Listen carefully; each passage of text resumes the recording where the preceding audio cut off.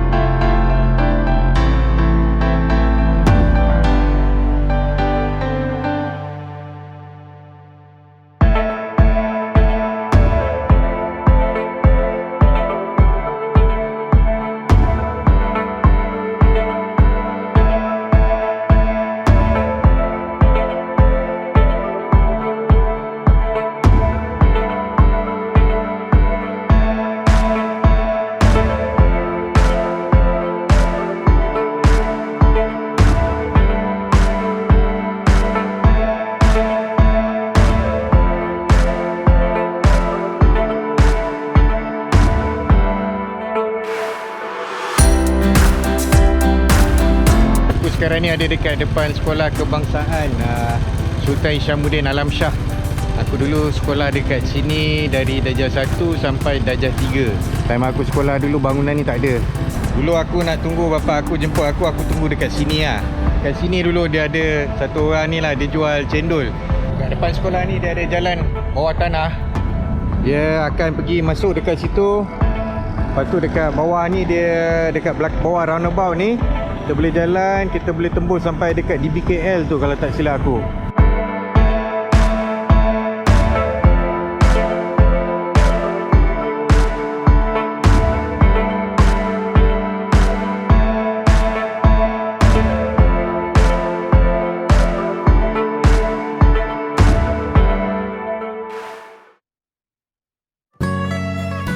Kuala Lumpur, ibu negara tanah airku Malaysia. Kalau nak cerita sejarah Kuala Lumpur, semuanya bermula dari sungai yang korang nampak depan tu. Pertemuan Sungai Gombak dan Sungai Kelang. Asal nama Sungai Gombak adalah Sungai Lumpur. Kerana itu nama tempat ini dipanggil Kuala Lumpur yang bermaksud kawasan muara Sungai Lumpur. Pakar sejarah Profesor Emeritus Tan Sri Dr. Khoo Kay Kim pernah berkata, Kuala Lumpur sebenarnya memiliki Sungai Lumpur sebelum ia ditukar nama kepada Sungai Gombak pada 1875 atas sebab yang tidak dapat dipastikan. Masa aku belajar sejarah kat sekolah dulu, aku belajar Kuala Lumpur ni dibuka oleh Yap Ah Loy. Yap Ah Loy adalah Kapitan Cina ketiga Kuala Lumpur. Disebabkan dia adalah Kapitan Cina Kuala Lumpur yang ketiga, itu pun dah cukup menunjukkan bahawa dah ada dua kapitan lain yang lebih awal. Jadi tak mungkin Yap Ah Loy yang membuka Kuala Lumpur. Sebelum kedatangan orang Cina ke Kuala Lumpur, sebenarnya dah ada penempatan orang Mandailing, Rawa dan Minang di sekitar Sungai Gombak dan Sungai Kelang. Ketiga-tiga etnik Melayu ni berasal dari Sumatera Barat. Orang Mandailing, Rawa dan Minang telah meneroka Kuala Lumpur untuk melumbung biji timah selain pertanian dan perdagangan. Pendek kata, sebelum kedatangan Yap Ah Loy lagi, Kuala Lumpur sudah pun merupakan sebuah tempat yang sibuk. Pada waktu itu terdapat seorang pemimpin Melayu berketurunan Mandailing yang bernama Sultan Naposo atau Sultan Puasa. Pada awal pembukaan Kuala Lumpur, beliaulah yang telah membina terusan pengairan dan benteng untuk penanaman padi di sekitar Setapak dan Gombak. Beliaulah juga yang telah menjemput orang Cina dari Sungai Hujung untuk melumbung biji timah dan membangunkan Kuala Lumpur. Kat belakang aku sekarang ni, nama dia Jalan Melayu. Ramai orang tak tahu, sebenarnya asal dia dekat sinilah. Masa mula-mula buka Kuala Lumpur dulu, dekat sinilah terdapatnya sebuah kampung yang dinamakan Kampung Rawa. Kampung Rawa ni adalah salah satu daripada suku kaum yang membuka Kuala Lumpur ni. Aku baru nak masuk Wisma Yakin ni, boleh pula jumpa sini aku ni. Anis. Walaupun dia pakai mask, aku kenal dia. Cuma beza dia yang paling, orang kata junior yang paling aktif lah kata. Tapi beza dia sekarang ni, rambut dia sekarang dah putih lah. Aku sebagai seorang anak Rawa, aku tumpah rasa bangga kerana orang Rawa telah memainkan peranan yang sangat penting dalam sejarah pembukaan Kuala Lumpur.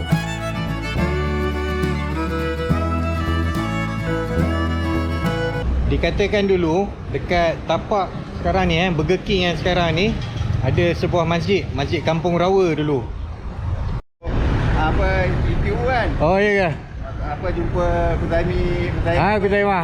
tu kan yang bagi baju. Zaharis. Zaharis. Ah. Apa yang bagi baju tu kan? Okey. Dari mana ni? Saya okey ni, okey bintang. Oh ya. Okey. Okey bang, selamat. Alright. Okey, jumpa lagi. Nama apa? Izan. Fizan. Okey Fizan, thank you. Macam mana pun, Yap Ahloi tetap memainkan peranan penting dalam sejarah Kuala Lumpur. Disebabkan Kuala Lumpur ni merupakan tapak Perang Saudara Selangor, bangunan-bangunan di Kuala Lumpur ni habis terbakar. Dikatakan Residen Selangor pada waktu itu, Sir Frank Sydenham telah menugaskan Yap Ahloi untuk membangunkan bangunan-bangunan baru yang diperbuat dari batu. Bangunan-bangunan yang baru ni masih dapat dilihat di sekitar Kuala Lumpur hingga hari ini. Kesimpulannya, walaupun bukan Yap Ahloi yang membuka Kuala Lumpur, tapi beliaulah yang membangunkannya. Aku singgah kejap kat Masjid Jami' Kuala Lumpur untuk solat Zuhur.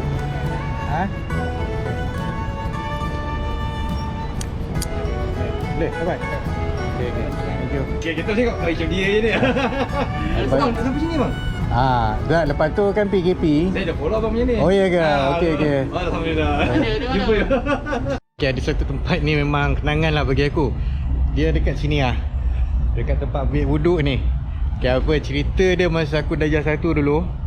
Aku sekolah kat Isyamuddin. Jadi biasa kalau masa balik dulu, kita orang akan lalu sini lah. Pasal balik naik bas dekat Lebuh Ampang. Jadi masa tu aku dengan abang aku masa tu darjah 6. Jadi masa tu aku tengah dahaga. Kita orang singgah dekat sini. Abang aku kata, minum je lah air tempat ambil wuduk ni. Aku kata bersih ke? Lepas tu dia cakap, orang ambil air semayam, mestilah air bersih.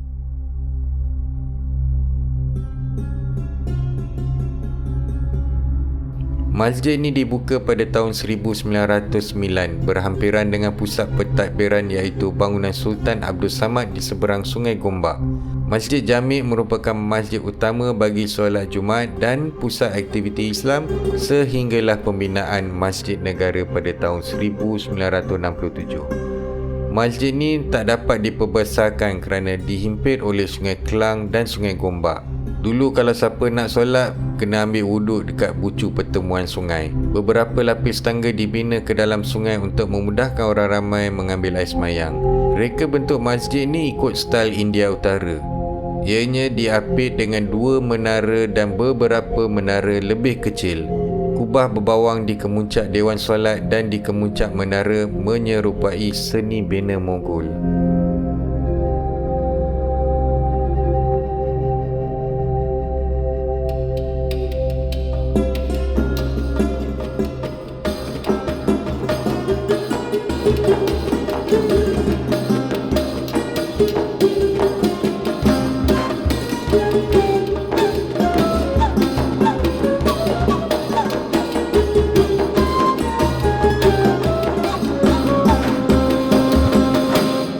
Berbalik pada kisah Sultan Puasa, rumah kediaman terakhir beliau dipercayai di Batu 4,5 Jalan Gombak berhampiran Sungai Gombak, Kuala Lumpur.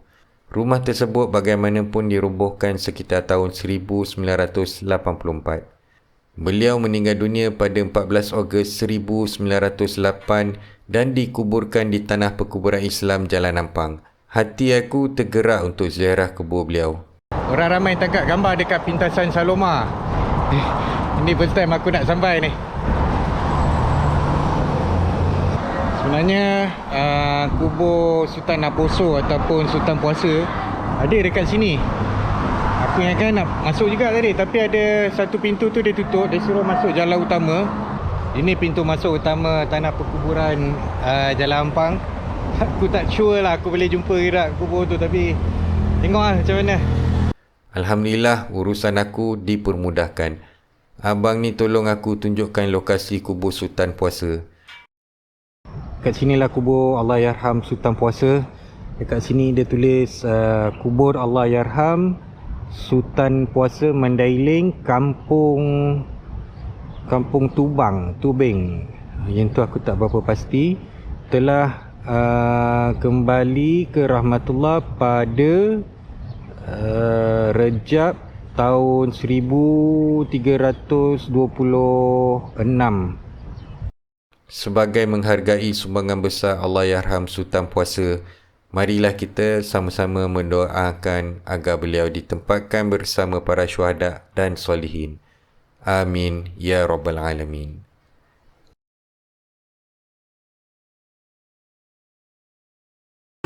Dalam video akan datang, aku akan upload video sembang santai istimewa dengan pencipta lagu Pijak Atas Bayang, iaitu Lock. Dalam sesi ni, aku tanya dia 2 soalan penting.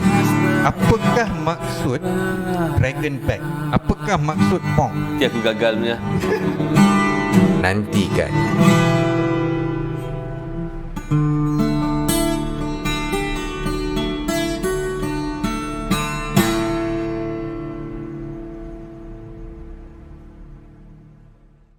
Ni untuk nama yang dah hilang. Yang dah hilang. Senang sikit. Nanti bila dia dah kering, gosok dengan sandpaper. Lepas tu, jadi yang warna hitam tu akan stay dekat dalam. Stay kat dalam. 1996. Daripada Bujang dulu kerja sini Abang memang asal sini ke apa? Asal Perak. Asal Perak. Perak kat mana? Jauh kat Lenggong. Lenggong Peri. Oh, Lenggong. Yang tinggi ni Piramli.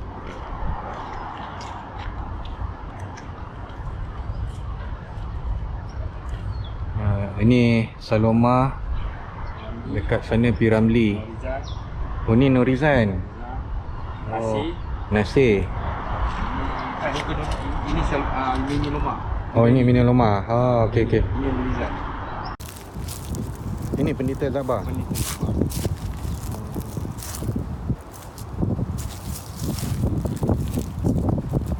Sri.